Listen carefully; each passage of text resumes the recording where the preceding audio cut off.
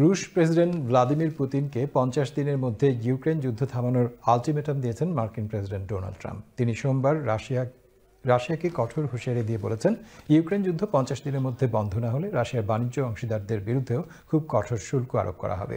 White হাউসে সাংবাদিকদের সঙ্গে আলাপকালে ট্রাম্প বলেন, আমরা সেকেন্ডারি ট্যারিফ আরোপ করতে যাচ্ছি। যদি 50 দিনের মধ্যে কোনো চুক্তি না হয় তাহলে ব্যাপারটা খুবই সোজা, শুল্ক হবে শতকরা 100%। এখন পর্যন্ত ট্রাম্প প্রশাসন বা হোয়াইট হাউস থেকে এ বিষয়ে বিস্তারিত কোনো আনুষ্ঠানিক বিবৃতি দেওয়া হয়নি। This is a very big deal we've made. This is billions of dollars worth of military equipment is going to be purchased from the United States, going to NATO, etc. And that's going to be quickly distributed to the battlefield. Ukraine will take it up. And, you know, say what you want about Ukraine. When the war started, they had no chance. And they still would have had no chance if the equipment, they had the best equipment, because we do make the best planes and missiles, and we make the best military equipment in the world by far.